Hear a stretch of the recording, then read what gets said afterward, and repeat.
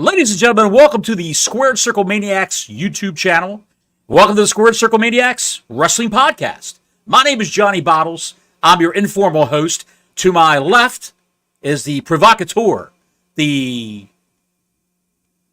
muffling his cough, the provocateur, Dr. Don Wayne, the neckbeard psychologist from YouTube. You know him, you love him, you can't live without him. Dr. Don, we have a lot to cover because we missed last week. What we're going to cover today isn't that great, but we'll go for it and we'll get the shovels out and scoop up the manure and clear the path. Let's do it. Thanks everybody for joining. We appreciate your time. Like and subscribe. Please like and subscribe. We are glad to be back. Let me tell you, if you didn't know last week, guys, I put some information out there and I don't mind sharing. I had COVID, so we had to go on a hiatus. I was down for the week. Bottles, I said, I think I can do it. He said, you're being an idiot. We're not doing this show this week. So, Bottles, I thank you for that, brother. No problem. Bottles, you did something I couldn't do this week, this past weekend. Bottles, you sat through the entire AEW pay-per-view. Like a clockwork orange, baby. I had my eyelids pried back, and I was taped to a chair. Mrs. Bottles said, you're going to watch this fucking show. You want to see this fucking show, you're going to watch it. Dude, I don't know how you got through this. The only thing, so it's a big deal, right? And I don't care what anybody says. It's a big deal because it was Sting's last match. This is it. This is the end of the road. And whether you agree with this run that he had or not, he's a grown man. He can make decisions for himself. And I get that he needed the money. I think we both understand he could do with one last paycheck. For those of you that don't know, he went through a pretty messy divorce about a decade ago. Like, that's been pretty well annotated in the annals of history. There was a report that I read a few years ago where it said at the time of his divorce, he was worth between roughly $15 and $17 million, right? When it was all said and done, his value was down to like $4 or $5 million. So he wasn't a poor guy, but he damn sure needed to get a payday. So anybody that's going to question that, go look it up. It's out there. The divorce records are public. You can look it up if you want, okay? He probably wasn't, as you say, liquid, because Sting was a big real estate investor in his time in WCW. He made a lot of money there around the time of the NWO, tons of money. They were handing it out hand over fist, fistfuls of it. And then they go ahead and he invested that money in real estate and made a lot of money off that property. All the property he had, all in Florida, California, Arizona, all of the nice warm states. And naturally, Mrs. Sting, the Stingette, took him to the cleaners. Well, he was, there was infidelity. He came clean about his drug use. He came clean about his alcohol abuse. There was a lot going on. I would have lied about it all. Yeah, the guy had a lot of demons. I don't fault him. We're all human. And he needed a payday, right? Like, this was his last big chance to actually make some really good money. Sure. You got a fool out here handing out money to people. So this was his farewell, right? Like, this is what it was. Hey, curious, Bottles, have you heard a whole lot about Sting's last match and how he did in this match at all? Didn't hear hardly anything about that. Really? That's odd. It was his last match, though, right? Right. We just heard about some skinny schmuck who fell off a ladder through 2 pieces of plate glass on top of 8 chairs, folding chairs, steel chairs, if you will. We heard a lot about that asshole. We didn't hear about Sting. Saw a lot of it, yes. Flying glass. You can't miss it. It's all over social media. If you logged into Twitter or any of the other many social media apps out there, that's all you saw was this jackass falling off a ladder through a plate of glass with glass flying everywhere. He rolls over. There's blood all over his back. I didn't hear shit about Sting. You know what? I had to see the highlights of Sting. I had to actually openly look for that stuff. And it looked like he hulked up, as they say, at one point in the match when they did the super kick.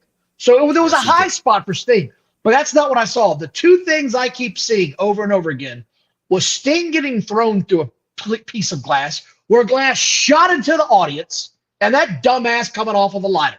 That's all I've seen all week. I had to search for Sting's last big run, his last big Scorpion Deathlock. I had to look for his sons to get in the ring. I had to look for all of this stuff. This wasn't readily available. All anybody wants to talk about is the spot monkey. We always, when this match was announced, Don, you and I both talked about they're going to make it all about themselves. The Young Bucks are going to make this whole thing about themselves. Well, the Young Bucks did business the right way. They sold their asses off for 20 minutes, getting beat pillar to post by Sting and his sons, by Darby Allin, and by, they had their asses kicked by Sting also. So they did the job for this guy on his way out the door. But his own tag team partner effed him over with this ridiculous stunt that made no sense. It made no sense whatsoever. Why would you do this? The Young Buck wasn't laying across the glass. He was just leaning back into it, and he jumped out of the way before Darby Allin barely left the ladder. So you knew what was going to happen. It was ridiculous. It was unnecessary. A stunt. It was a stunt for the sake of having a stunt in the show. That's exactly what it was. It served no purpose. It was just so all these Spot Monkey fans could be like, oh my God, did you see that? That's the greatest moment in wrestling history. No, it wasn't, folks. It was ridiculous. It was utterly ridiculous. And Mike Digital, you might want to ask your wife here this in a minute because you want to bring it up because I wanted to ask somebody about this because I've been researching this a little bit. I've been trying to find out something on this. Before the show, AEW put up a banner that said if you're in the first couple of rows of a wrestling event here, if you get hurt, it's all on you. You are responsible for your own injury if something happens to you. And that's hard to read, but that's essentially what that says, right? I know. Well, I'll read it. I'll read it. It says fan code of conduct. Caution. If you have a seat on the floor, you are at risk of being struck by persons, objects, barricades, and other items. Please be aware of the action as you are watching and move out of the way if someone or something is coming your way. By staying in this area, you assume all risk of injury to yourself and to your property.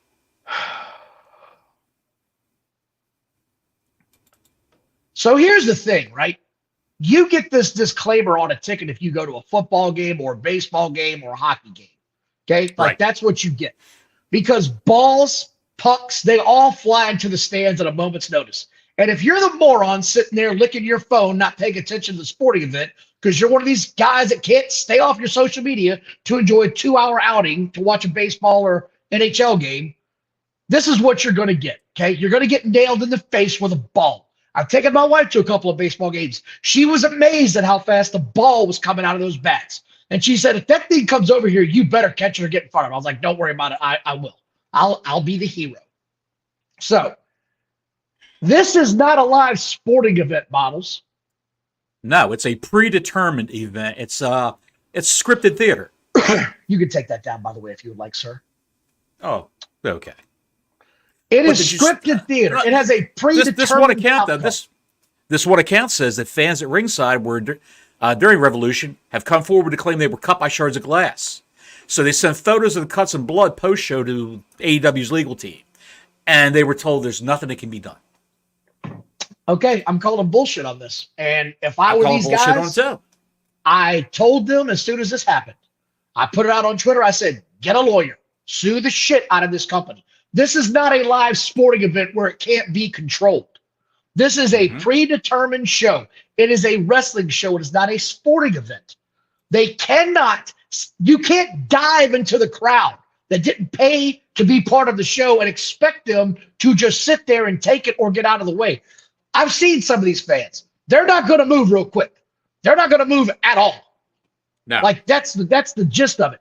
You can't throw yourself into real glass, have it shatter little Johnny's face and say, "Don, you should have moved." Doesn't work that way. Well, there's another component to this too, Don. 5-hour show. You figure people were drinking beer and wine at the event, eating. They're a little sluggish. Their reaction time is down. And, they've got a great lawsuit. They really do. Because that form that they have posted there doesn't add up to a hill of beans in a court of law. Mike said it's a gray area, but fans assume the responsibility, but like someone who gets hit with a baseball. Correct. And those fans can sue and win right now. Yes. Because this is a predetermined outcome. You don't know who's going to win at the baseball game. It's actual live. It's not controlled. You can control how far you go with this shit. If you're diving into the fans and you kick little Johnny's teeth out, I got news for you. You're getting sued and they're going to win every time. It's insane. Right. And the fact that they did this blew my mind because Sting's was far worse than what Darby was. Did you see the photographer? It was like a wrestling magazine or website photographer with a regular camera was standing there to get ready to take a picture. And right when Sting hit, he barely got out of the way from the glass. He had to have been hit by someone. He had to. And that was at lower levels. It was like right at the corner, blasting towards the crowd instead of blasting up in the air like Darby Allin's did. But be that as it may, the people who got it from Darby Allin, they still got glass in their face and in their hair. I saw one woman like shaking her hair, and there was shit all over her jacket that was on the floor. It made no sense. According to Meltzer, once it was determined that Darby would make the jump, safety measures were applied. A rehearsal occurred earlier than usual in the day, and a stunt coordinator instructed on how to place the items and reviewed the proper protocols. There were also nearby doctors anticipating the spot. They were on high alert. They did take care of the kid. And had Darby not been able to return to the match, the Bucks were prepared to call an alternate finish. They sutured him up right there on the floor. Here's the thing about that, right? They're talking about an alternate finish, or they were prepared to take care of things. They weren't prepared to take care of the fans. That was nothing. That wasn't even their mindset.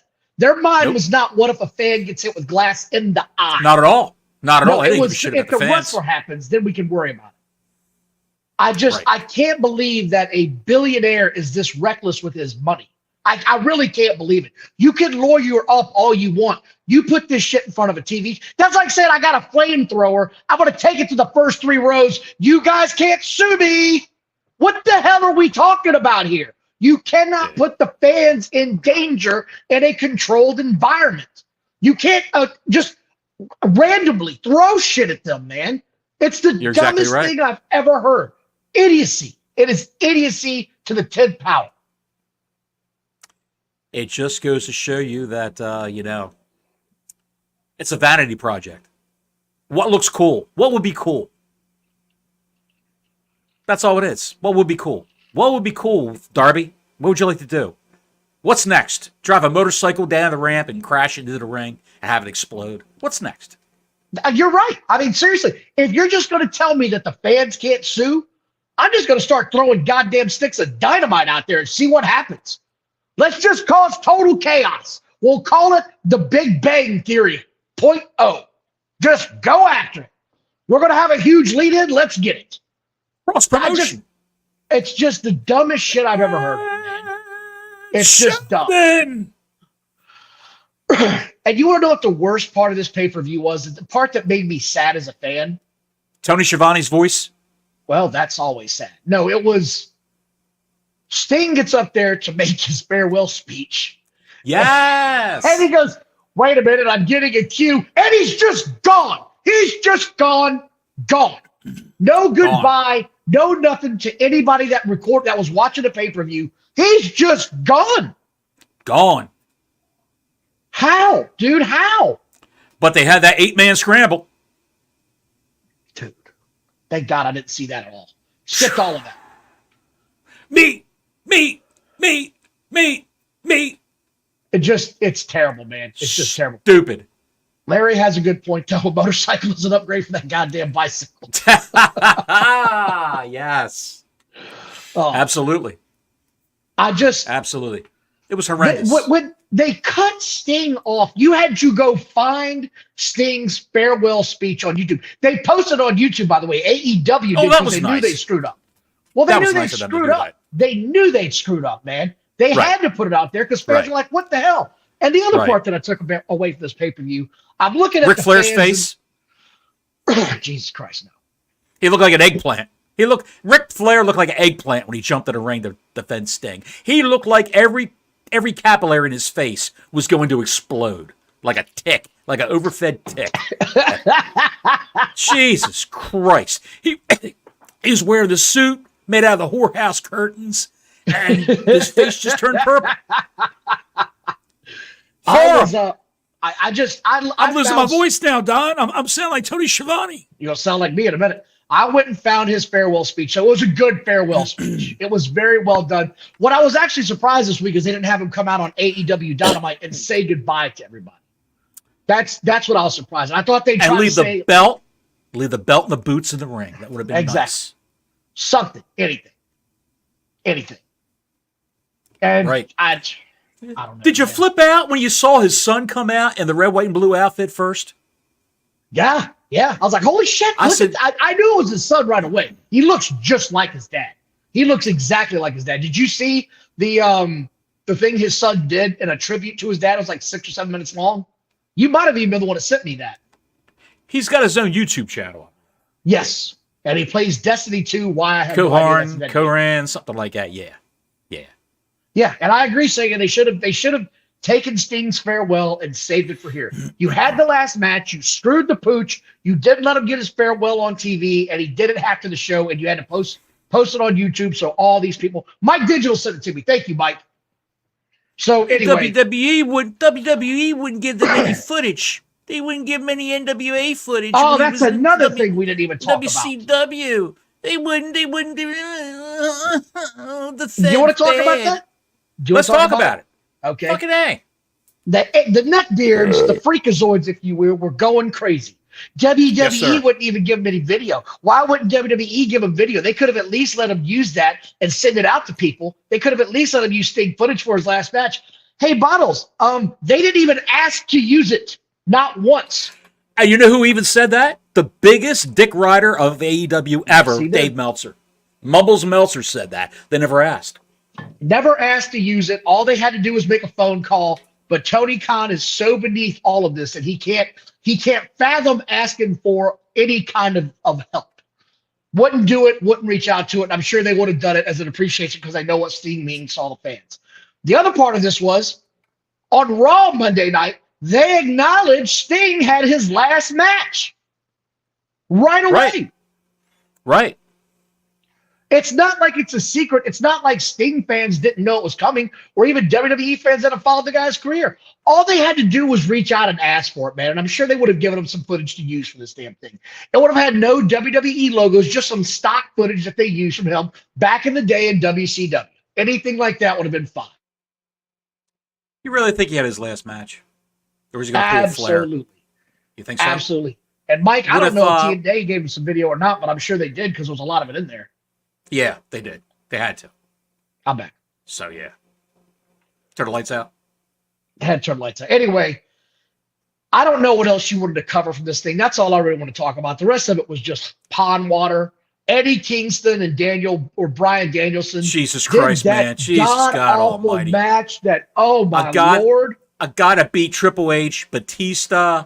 Who else did he beat over there in WWE? He beat a lot of big names. He beat a lot of big names, and he just jobbed out to Eddie Kingston. Oh, he didn't job. He jobbed out to a plumber. He jobbed out to a taco truck worker. Eddie Kingston. Eddie Kingston's a effing joke. Colin's with you. He doesn't think Sting has the last match either. I think if Triple H and TKO Sports said, "How would you like to do a cinematic match one last time with The Undertaker?" WrestleMania 41. You've got my attention now. You've got my attention. Because they can both do a cinematic match. Both of them. And you don't even need, because he wears makeup, you could have one of his sons take a few bumps for him. Yeah. It is what it is. I mean, like Undertaker's a whore. He'll come back and do a last match. He likes that $1 million payoff. He likes it. Yeah, of course. That will draw big business. All right. Anything else you want to take out of this pay-per-view before we move on to something else that you have in the wings that I know you want to talk about? I'd like to take the bad taste out of my mouth from this pay-per-view. Well, you can't.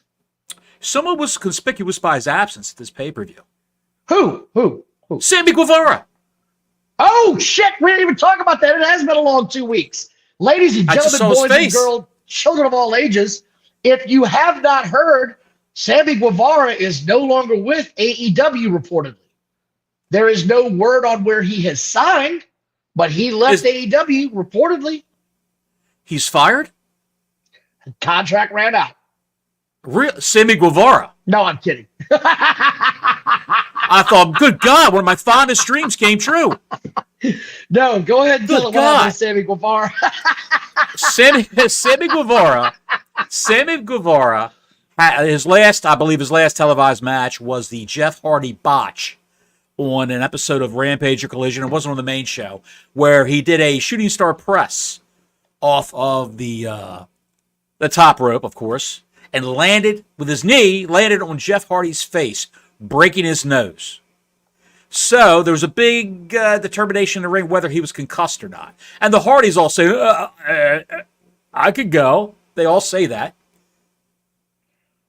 So, with that being said, they told him that he's fucked up, go to the finish. Well, Sammy's finish is something called the GTE, which is like the go to sleep, like CM Punk, but he hits the guy, not instead of the front of the face, I think the side of the head with the knee. Whatever, be that as it may. The spindly little bastard picked up Jeff Hardy and hit the GTE, which now should be named the CTE, because the fucking guy, he really messed up Jeff Hardy.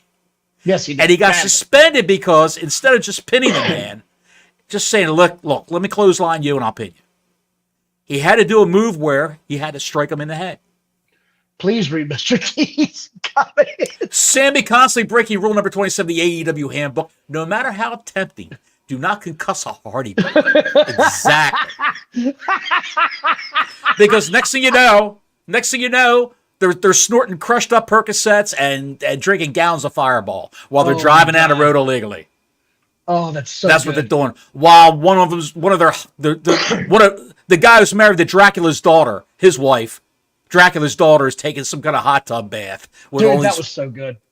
All these candles burned around her and sacrificial lambs hanging from the ceiling and things like that. I think Sammy shouldn't have been the only one suspended. The referee, the doctor, should be suspended also for letting the match continue. No, and I'll tell you why. Because they told him to go home. They said, end the match now, go home. Which would probably be something simple, a quick roll-up. Yeah, that's it. Just go home. Get the hell out of here. Just do a quick roll-up, a schoolboy.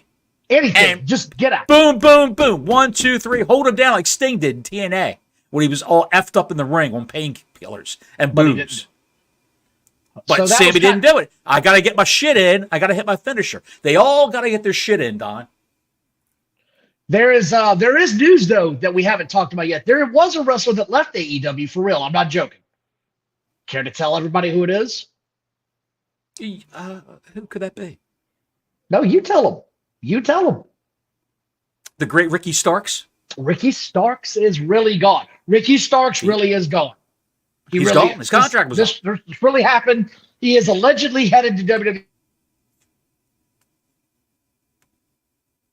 Don's got the COVID cough. Still getting over it. He's is gone. Coughing like a chimney sweep. I really am. He really is leaving. I am very excited to see his debut. I don't know if is my smoke blowing over towards you? I'm sorry. Yeah, my smoke blowing towards you. Okay, I'll put it down. I'm looking forward to seeing him debut. I hope they got something planned for him. I can't imagine they don't. I would also think he's got to start off in NXT. Would you say the same thing? I would say he would start in NXT and then work his way up to the main roster, of course. Right. And Warrior wants to know if we watched John Tenta this week. Yes, we did. We've only got another 36 minutes left. So we can't cover everything all in one shot. We might have to talk about that tomorrow. But it was good, and I did see it. I'm excited. It was a hell of a show, man. And all I can say is, if you haven't seen it, you pray you find somebody that loves you the way John Tenta's wife loved him. And fellow wrestlers. When you watch and fellow wrestlers, he was one of the greatest guys ever. If you ever watch that show, you'll know what we're talking about. So if you can't watch it on Vice, if you missed it, you didn't DVR it, you don't have on demand, it's on YouTube. That's how I saw it, because I don't have Vice TV on my my great streaming service. YouTube TV doesn't have Vice TV. Of course, Vice TV might be, I think it's got one foot on a banana peel and the other foot in the Twilight Zone, because they shut down Vice.com in America. Yes. And the other part of this was, we were talking about this earlier this week, the A&E specials are coming up. Every year at WrestleMania season, A&E starts throwing out these specials. This week they had the Jake Roberts versus Macho Man feud. Really great. If you haven't seen it, go watch it. It's on A&E. They say they put it on their website the day after it debuts. So if you get a chance, Johnny, go watch that. I think you'll enjoy it. They also did a special on Sergeant Slaughter, which was absolutely stunningly amazing. You forget Bobby Remus. You forget how much Bobby meant to the wrestling business. He meant so much. I saw the trailer for that episode, and I saw the picture of him when he started out, the long hair. Yeah, it's crazy. I said, "Who the hell is that? What the hell?" It's crazy to think about, man. Yeah. I can't. Dude, the heroes of the guys of the olden era, of the golden age, the old days. Yes. It's just they would roll over in their graves watching the shit that takes place nowadays. Well, if you get a chance, watch that tomorrow. I'd like to talk about it because they go into depth on how he left the WWE when that G.I. Joe show came calling for him. Yes. They talk about he made a lot of money off of G.I. Joe. He made more money off G.I. Joe than he did WWE. And he talks about it. His wife told him, you can be a wrestler the rest of your life. You can only be a G.I. Joe once. And that was what sold him. Yes. Did they have the Slaughter daughter in this episode? Yes, she was in there. Dude, when you watch, she's a handsome woman. She's a handsome woman. When you see this, you're like, she looks like Ernest Borgnine. Why does she keep crying? It's annoying at points. She just, oh, my father. It's just annoying as hell after a while. He's not dead. Did somebody tell her he's not dead, honey? He didn't die. He's okay. He's right over there in the recliner. Dude, you'll see. I can't wait for you to watch it. We need to cover this because this was a big moment this past week on SmackDown. And I want to get into this a little bit. The 40-minute promo. The 40-minute almost hit 3 promo, million views. The 40-minute promo heard round the world. Good Lord, man, that was great. All I saw online were the freakazoids and the neckbeards screaming their heads off. Oh my God, is this what you guys like? Yeah, this is captivating shit. This is amazing. This is not just a wrestling star. This is the biggest star, one of the biggest stars in the world, being on top of his game for 30, 20 minutes, somewhere in there, cutting a promo I will never forget. And the way it ended was dude, when he closed and said, now go home and smoke some more crack. It was the way he said crack that popped me bigger than shit. All I can say is I didn't care for it all. I'd rather watch Will Ospreay wrestle that Down syndrome Japanese sushi chef. I'd rather watch him wrestle that guy than watch 40 minutes of The Rock and Roman Reigns making cinematic wrestling history. How good was that? I mean, it was fantastic, pal. I was pounding him down and like literally on the edge of my seat because what's he going to say next? And what is Roman Reigns doing? And then you get the walrus in the background like. Yeah, dude, my wife was pointing out his facials. She was laughing her ass off every time he said something crazy. Incredible. If you haven't had a chance, go back and watch it alone just for that alone. It was so damn entertaining watching the walrus flop around like a fish out of water. That's why he deserves to be the first inductee in the Hall of Fame this year. And I'm excited to see him go in it. That's a big thing. And he's long overdue. But this Roman's got to induct him. When he started off, he said Phoenix, Arizona is the capital for meth heads and crack. I said, oh shit. He's off and running now. There's no way to get this back. Warrior, Paul Heyman hasn't looked healthy in about the last 15 years. This year, he just looks like I don't know. He looks like rolled over warm death. When he dyes his hair, it's not so bad. What little bit is left? All 5 strings. He's on a steady diet of Diet Cokes and Reubens from the nearest kosher deli. That's what he looks like he's been eating. And Mars bars. He's swelling up right now. As we speak, he's gaining 5 pounds during the show. I think Grey Goose is in Arizona. He said, where's my pipe? Where's my pipe? And yeah, we didn't talk about this, but we can cover this real quick, Spready. Was the Darby Allin glass spot a shot at Punk? Yes, absolutely. You think it was? Absolutely. There's no way in hell it wasn't. They could have used candy glass and it would have been the same effect, but they want to use real glass because they're idiots. Anyway, back supposedly to SmackDown. Sting's panels were candy glass. Supposedly. Well, I would hope so. At least he wasn't an idiot. I just want to say the SmackDown show was great, and there was one key takeaway from that SmackDown show. Remember what it was? When he went to go say his final words, and he grabbed his hand and said, I need you to acknowledge me. And he said, I acknowledge you. Long pause. My tribal chief. You know what? If you see The Rock's acting in the movies that he's been in, cinematic masterpieces like Black Adam and Central Intelligence. That boat movie he did The with Rundown. the English chick. I can't even remember what that was. Jungle Cruise. Jungle Cruise, yes. That piece of shit. And Jumanji. I like the first Rock, Jumanji. That was good. The Rock is one of the greatest in-ring promos of all time. He is. Before he even got acting lessons. Now with the acting lessons and what he's learned in Hollywood, he is fucking phenomenal. Come on, man. You got to, even if you don't like the guy as a wrestler, and he'll probably be blown up the first 2 minutes of the match that he's going to be in, the first night of WrestleMania. You've got to love the man. You got to love him. Look, everybody's talking about it. I know. And you got one company right here that only had buzz. Now listen to this, Don. Okay. You had one company that had a shot of coming off their biggest house show in the United States in years. Revolution. How many people did they have? 17,000 people almost? I think they had 15 or 16. I can't remember. But it was somewhere. It was close. Yeah, let's say 16. We'll split the difference. Make it 16,000 people. For Sting's last match. You had all those people coming in, eyes on that product. For the pay-per-view, I like to see what the pay-per-view numbers were.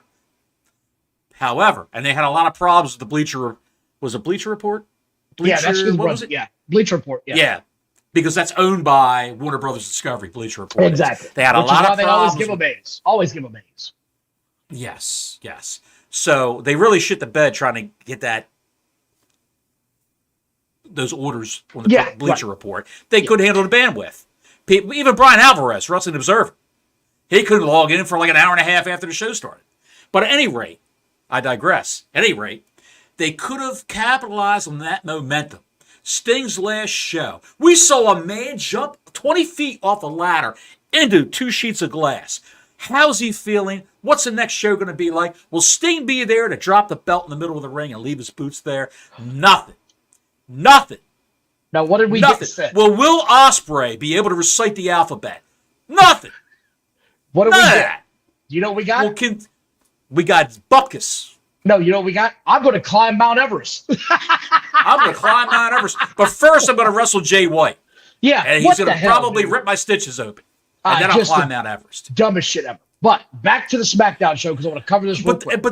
But then with the SmackDown show, you've got that promo. You've got The Rock and Roman Reigns and the Bloodline.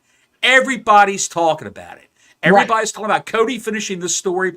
People in other sports and other forms of sport media outside of the wrestling bubble are talking about the WWE and WrestleMania. That's a gift, man. Having him come back and doing this. Well, he's a star. It's fantastic. He's a Of course star. He is. So's Heyman. So's Roman Reigns. So's Cody Rhodes now. He elevated all these guys. Yes. They were big in the wrestling bubble. They were already big. Already big. He even elevated the human highlighter, Seth Rollins, just by making fun of his clothes.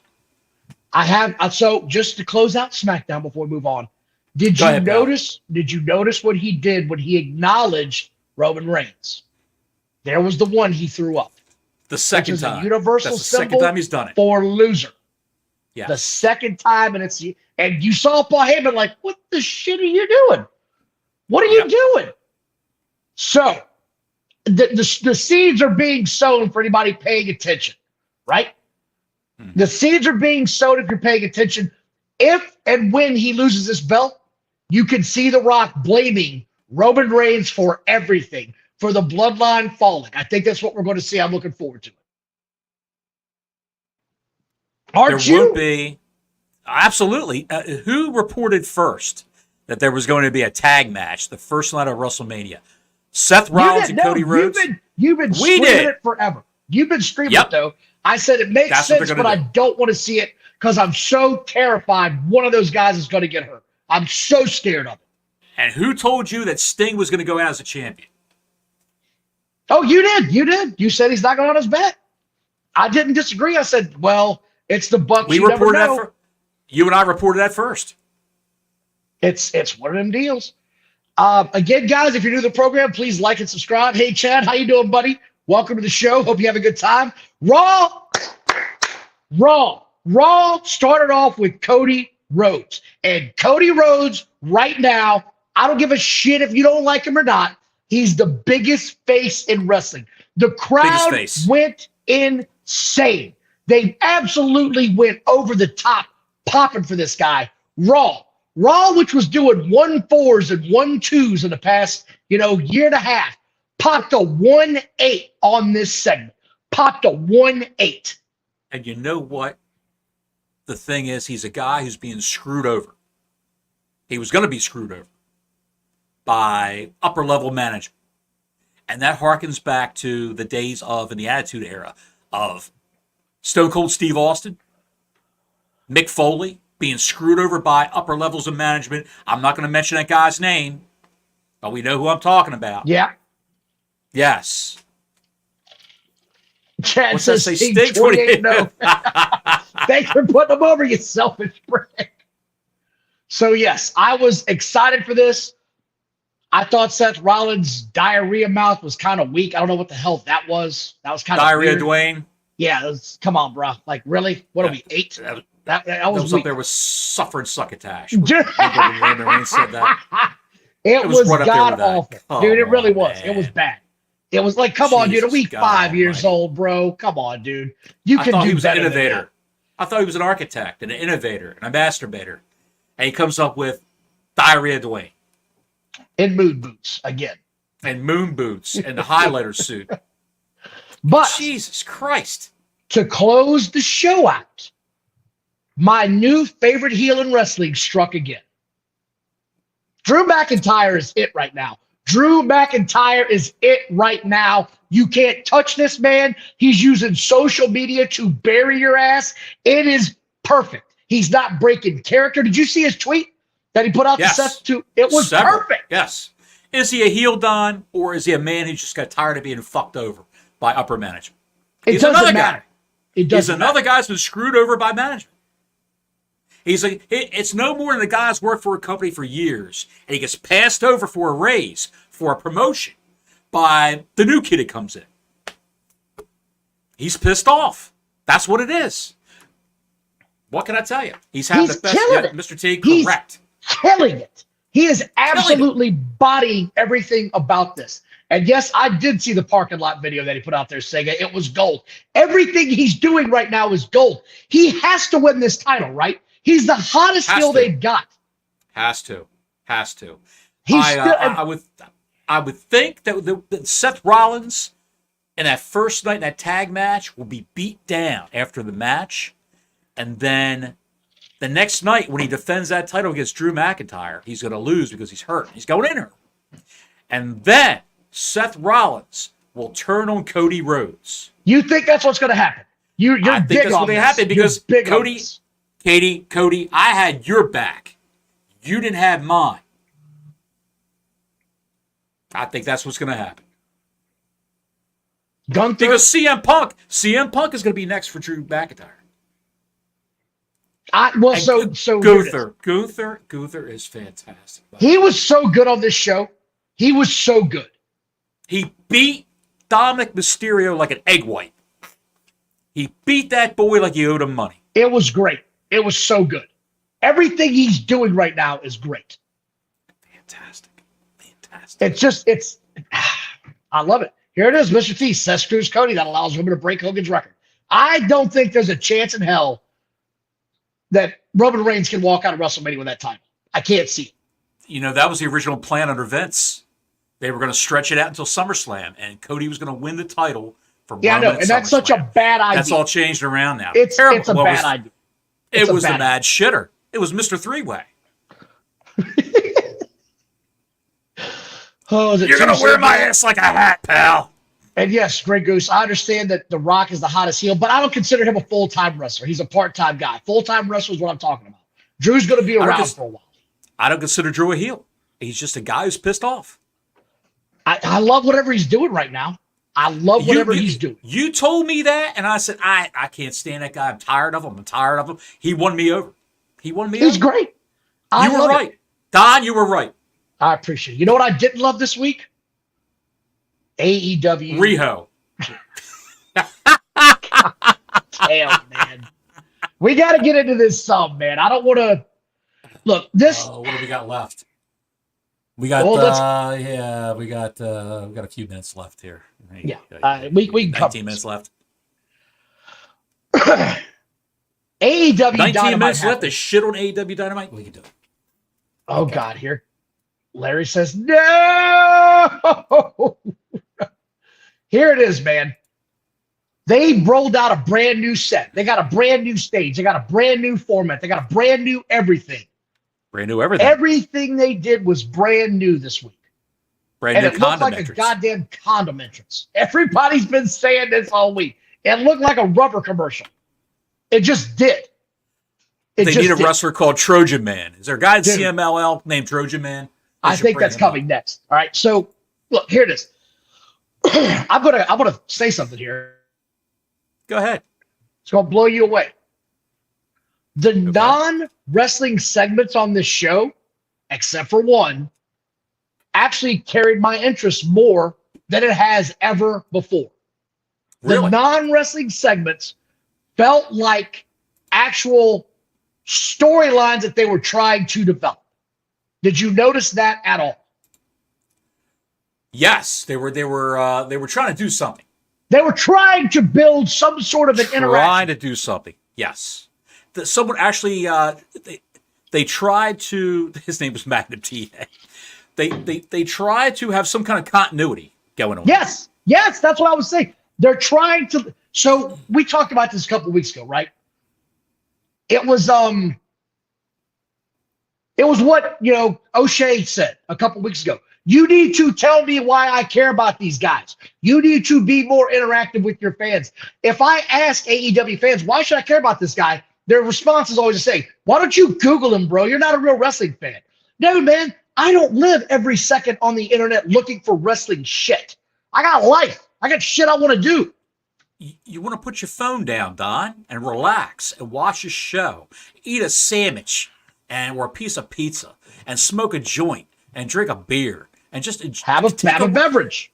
Have a beverage. Get away from the internet and the troubles of the world, the woes of the world, and watch Riho take on Chris Statlander. That's what you want to do.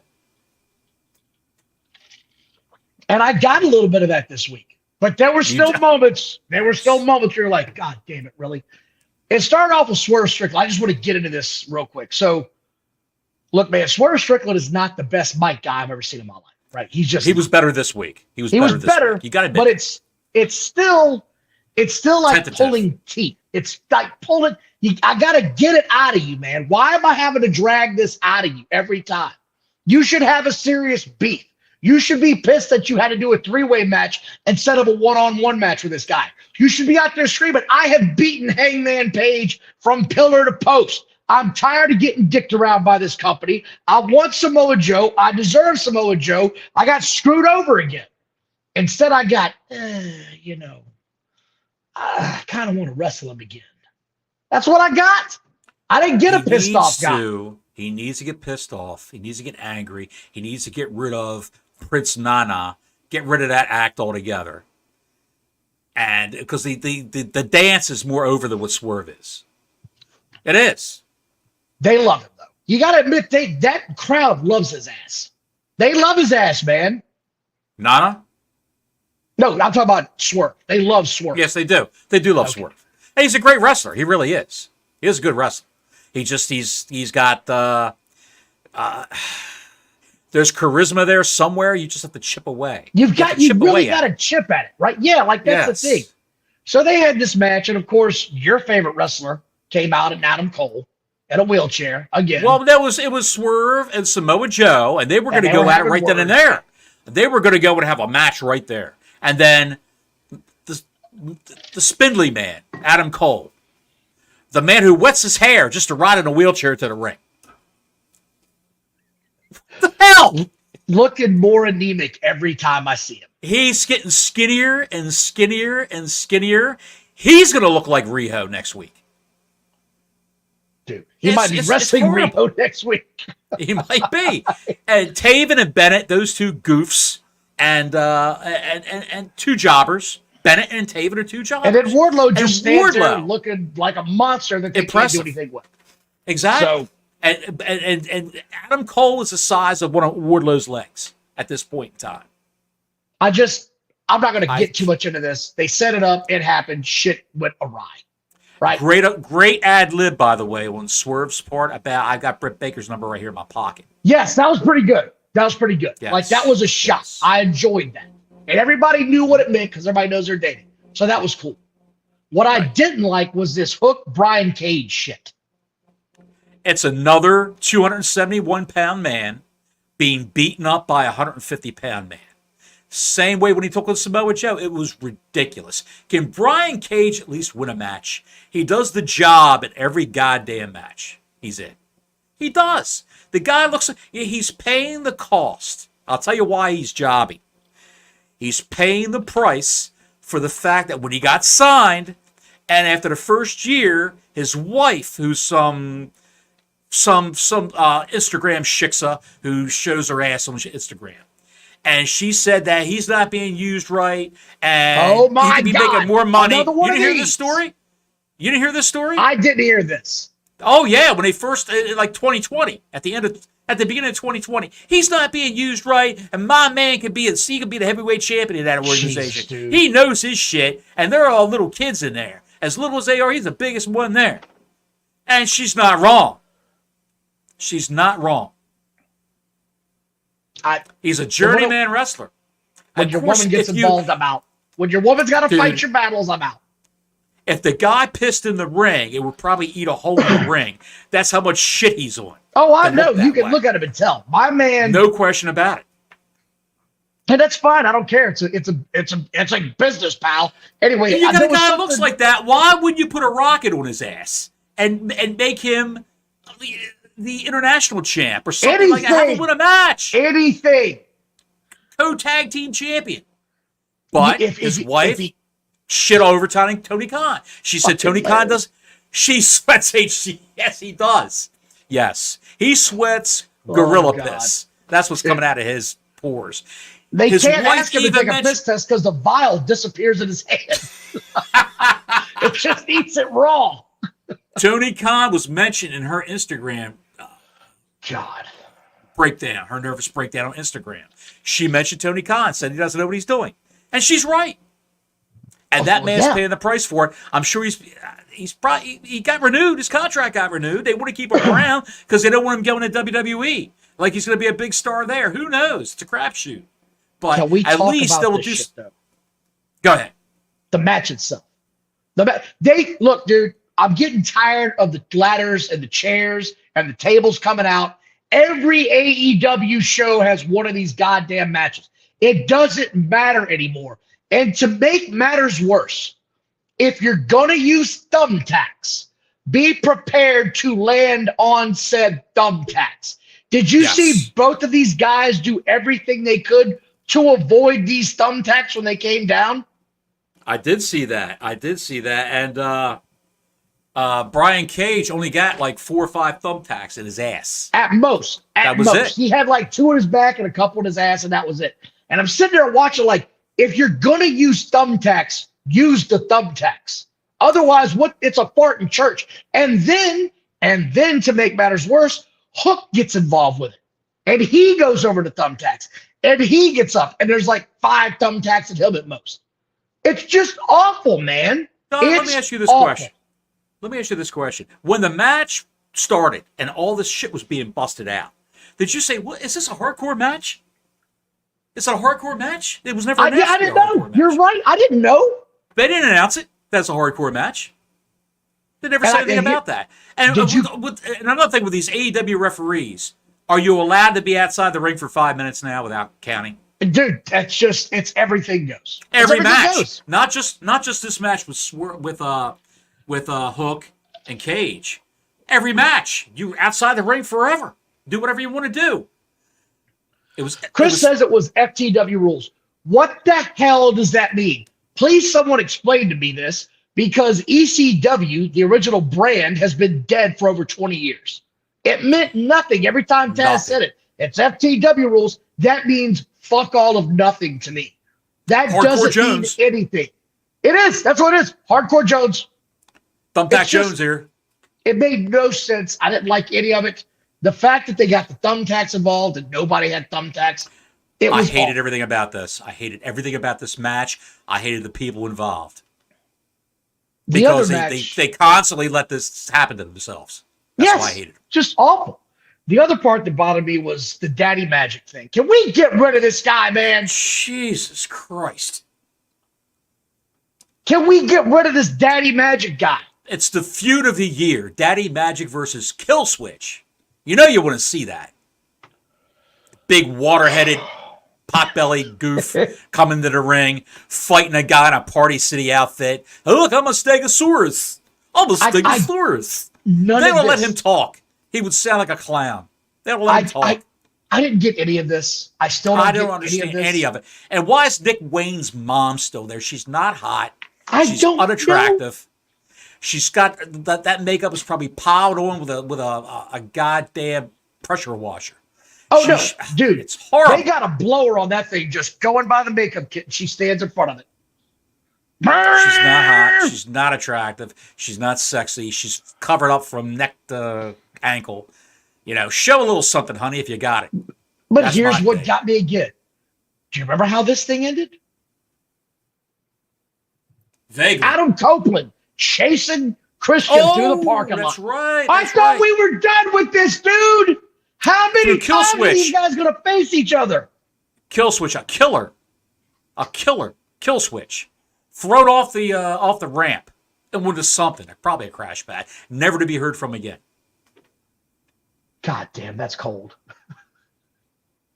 That's a hell of a rib. That's a hell of a rib. Why are Christian and Copeland still feuding? I thought this was done, man. It's over. I thought this was over. We're doing this again. Back to Canada. They're going back to Canada in 2 weeks, supposedly. It's just awful. And they're going to have a match in Canada. And, they're going to come out of the tunnel. Don, they're going to come out of each tunnel, and they're going to have a rubber match. Almost, you son of a bitch. You almost got me. All right, anyway, Riho came out. I mean, I don't want to cover this. Riho and Statlander. An 89-pound woman beat a 210-pound woman who's jacked. And it looked horrible. It looked absolutely horrible. The whole thing was olive horrible. oil of Japan. The olive oil of Tokyo. She really is. She really is olive oil. I'm waiting on Popeye to show up one show. He's going to be the new booker. He took on Bryan Danielson at Revolution. He couldn't show up for the show. Oh, yeah, he did show up for this show. We also, we're skipping over some stuff, but it's because I hate the Bucks. We skipped over the Young Bucks. The Bucks, I know, I hate them. Did you notice they got their own special stage to come in on? Did you notice that? Yes, I saw that, yeah. And Kazuchika Okada made his big debut. Made his big debut, and it added up to nothing. Added up to nothing. Nothing. All right, so we got nothing at all. Today. He meant nothing. $4.3 million a year. Nothing. Say, if you have not heard, the report came out today that this guy, Okada, is getting either $4.3 or $4.5 million US, not yen, US dollars a year for the next 3 years to wrestle in AEW. You didn't mishear me. That's what they reported, is that he's getting $4.5 million to wrestle in AEW. Not reported by any neckbeard dirt sheet douchebag. This is reported by Tokyo Sports, which is a reputable sports site and newspaper over in Tokyo. That was reported today. And Kyle O'Reilly did a little backstage thing right before those guys had. Wait, hold on. Before we get to that, can we just talk about how insane this is? And no, Chad, I'm not going to cover BCC coming out in Road Warriors gear. I'm not covering those assholes in that. It insulted me as a fan. They wanted the attention, so we're not going to give it to them. And no one's not going to get it. Yeah, jackasses.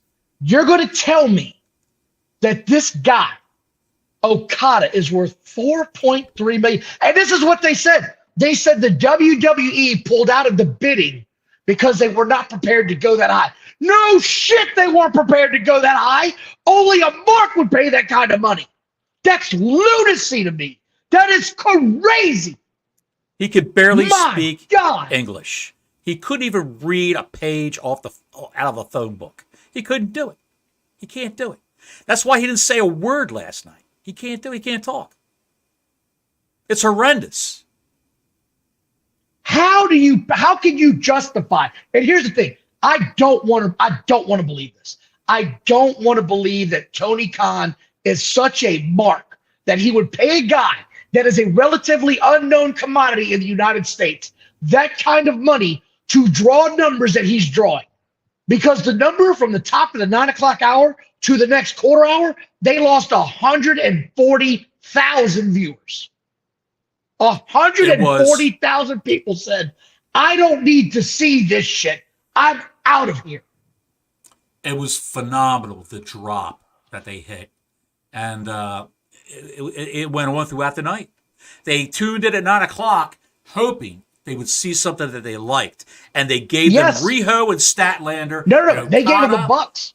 They gave them the Bucks. And the Bucks and the taco truck worker, Eddie Kingston, came back for a little bit of business.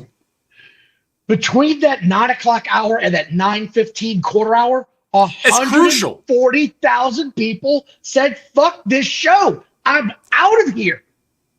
At the beginning, at the top of an hour, it's crucial to retain an audience or build on the audience you've got.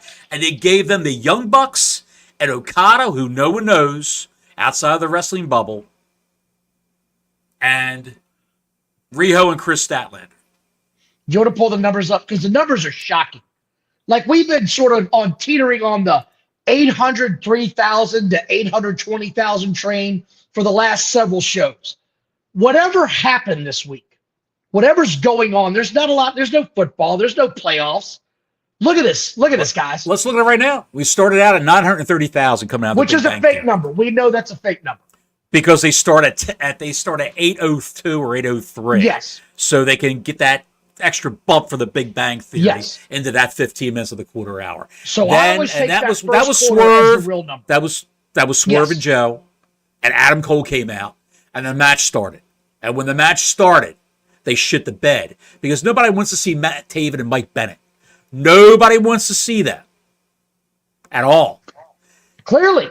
And it dropped down to, like you said, what'd you say it was 145,000 people they lost? Yeah. From the 9 o'clock to the 9:15. Almost 145,000 people. Yeah.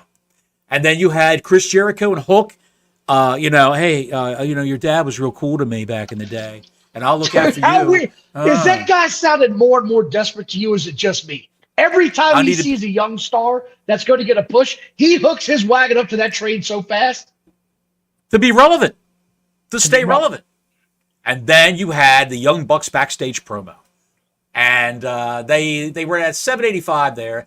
They went up in the next quarter hour with Hook and Brian Cage. I guess people wanted to see what was going to take place in that match. Because it's a car wreck. It's a car wreck.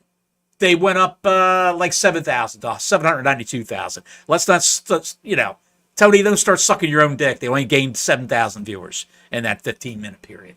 So they dropped back down to 779 after Orange Cassidy and Best Friends had their backstage promo, and Waterhead Menard came out to fight the dinosaur. And then, Nick Wayne's mom and Nick Wayne came out. Christian took a powder from Adam Copeland. And then Kyle O'Reilly in his other dirty shirt did a promo. It looked like somebody spilled baby oil on his shirt, just splattered him on one side of his body with baby oil. Does the man not have any clean clothes now? Can he not do his laundry with one arm? Clearly not. Good Lord Almighty! And then the Bucks, and 865,000. That's the top. That's what I was talking about. That's the top of the hour when everybody tuned in to say, "Okay, what am I going to get here?" And look at what happened in that quarter hour. Look at that drop. Almost 140,000 people again. In 15 minutes, 140,000 people said, fuck this, I'm out of here. I'm out. I'm out of here. That was the end of the Riho and Statlander match. You had Tony Storm and Mariah May doing a promo backstage. Willow Nightingale did a backstage promo. The Lizzo of AEW. And then you went up to 747,000 with Darby Allin, Jay White live promo, Julia Hart, House of Black. It was all promos. Yes. The next 15 minutes was all promos and angles. And that's where the numbers went up, correct? Yes, the numbers went up. The numbers went up. Amazing. What's going on? What's happening here? It went up to 747,000. There's a storyline here. I got to check this out, right, Bottles? Right. I got to see this shit.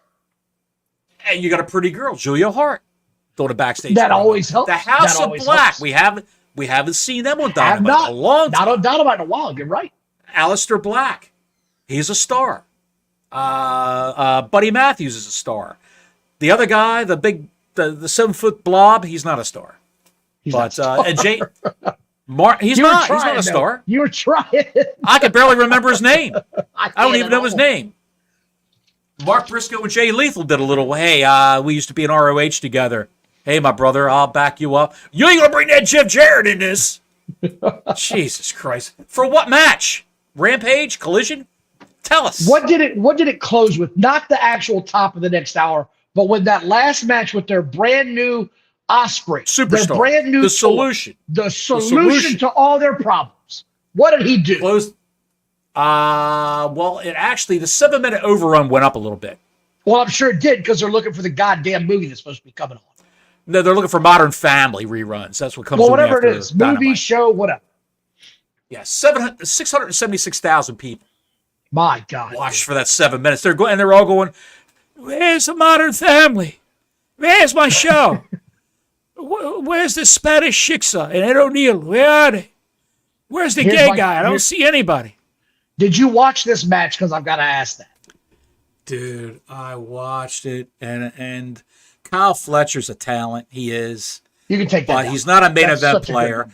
Will Ospreay is not a main eventer. He's not. Despite what Dave Meltzer says, despite what anybody says, cage match ratings are probably 100 for this goddamn match. They're whacking off right now thinking about it. Just whacking. They are rubbing that thing. They're rubbing the head off of that thing. They're punching their puppets right now. Just going ham. This match on their DVRs. Going ham with their ham. Going their ham. Ospreay, when that match started, they did 654,000 people. That's a hell of a drop from 930,000 when they started that. What's the overrun? Let's just say what the overrun is. 676,000. So 20,000 people, right? Is that what I'm hearing? They picked up 22,000 people saying, 20,000. Where's Modern Family? Where's Modern Family? I got to ask you this, Miles. Where's Sofia Vergara? You can minimize that, but I got to ask you this. Yeah, pal. Did this look like every other goddamn Osprey match you've ever seen? They do a lot of shit. They kick out of a lot of shit. No one sells for long. No one's coming from underneath. It's just how much jumping trampoline shit can I get in here before it's time to go somewhere? That's exactly what it is. Did he break his neck on that one? Oh, did he break his neck on that one? Did he break his neck on that one? Oh, my God. He had to have broken his neck on that one. Oh, he's back up again. This is the same guy that almost a year ago exactly was in his car crying about the injuries like a he pussy. had. Cry like a baby. Because of all the injuries he's got on his body right now because of wrestling. He posted a cell phone selfie video. In his car. In his car. Well, he's probably I would think he was parked on the side of the road somewhere. No, I think he was in traffic when he did it. I don't know how much longer I'm going to be able to do this. My neck's fucked, bruv. I think we've covered this enough tonight. Would you rather watch a Jeff Jarrett match? Jesus Christ. Watch a Will Ospreay match? Ooh, who are they wrestling? Who are the opponents? Would you rather watch Jeff Jarrett versus Kyle Fletcher? You know who's going to do the job there. Or would you rather watch Will Ospreay versus Kyle Fletcher? At least Jarrett is going to have a lot of showmanship. I'm going to take Jarrett. Jarrett's going to put his ass away. He's going to whack his ass. Not because we're old. It's not because we're old, you AEW neckbeard pricks. Not because we're old guys. It's because they tell a story. Jarrett will tell a story in the ring. He will tell you a story. I'm exasperated. I am too. I think it's time to hit the bricks. We want to thank everybody for tuning in. We thank you guys really from the bottom of our heart. Please like and subscribe. We'll be back tomorrow night to stir shit up again. We didn't get into half of what we got. I can guarantee you that. There's a lot of stuff to talk about still. There really is. Guys, please like us. It doesn't cost anything to like. Give us a thumbs up on this video. Or subscribe. It doesn't cost anything to subscribe either. I subscribe to, so much shit on YouTube because I watch it 24/7 virtually. And I do watch a lot of YouTube. Don says, "What are you doing?" I'm watching YouTube. He calls me up and it's 11 o'clock. I've been watching YouTube drinking coffee since 6 a.m. And I do that. And that's how I find out a lot about wrestling news and all that horse shit. But if you subscribe to us, you don't have to enable notifications when we come on. We're not going to bust your balls. Hey, we got a new video coming up. Just turn the notifications off if you want to. Just subscribe and give us a thumbs up. It helps us grow as a channel. It helps the YouTube algorithm to move us along. And by you guys doing that, whoever's out there, giving us a thumbs up on these videos, it's helping escalated our visibility on YouTube, and we got a lot of views from all these videos. Just two schmucks sitting around talking about the sport we love. Oh, by the way, one thing. Warrior, just so you know, I have the WWE 2K24 game. I bought the WrestleMania edition. It's a fun game. I've enjoyed it so far. I want to talk about that tomorrow, so I'm going to get into that. My son's been digging it. I've been digging it. I'm going to get into it tomorrow. Is Vince McMahon's face blurred out? I'm going to talk about that because I've seen this now. The fuck is that, pal? Quit shitting on my head. Wait, that's my job. Is there a Vince McMahon's ass on a pole match? That's all. Dude, I'm good. I can't wait to talk about it. That is actually one of the stipulations with Austin. I don't remember this. Does anybody join the Kiss My Ass Club? You get a hot roast beef, I hear. We got the meats, pal. God, I got the meat sweats. Oh, Christ. How's that hair? I'm going to go take a shower. I'll be right back. Oh, I can't wait till this goes to court, till this plays out. Good God. Oh, my God. It's going to be such great content. Dirty Muff. Look it up, kids. It's an old Dusty Rhodes reference. Oh, my God. If you're a muffler in. Your muffler in. Your muffler in? I don't need a muffler, sir. I'm okay. Oh, you got to have a muffler. Big Johnny, my muffler fell out. Take us. You know who's muffler? Just hit the button. There. I didn't have a setup for that. You know whose muffler fell out? I know. He was on a double date with Missy Hyatt and he was. Medusa Michelli. He was. That's what I heard. Yes. He's a legend. He's a legend. He's a legend. You know who that guy was? I think he owes you $20. Till next week, Gordon Soley saying so long from the Sunshine State.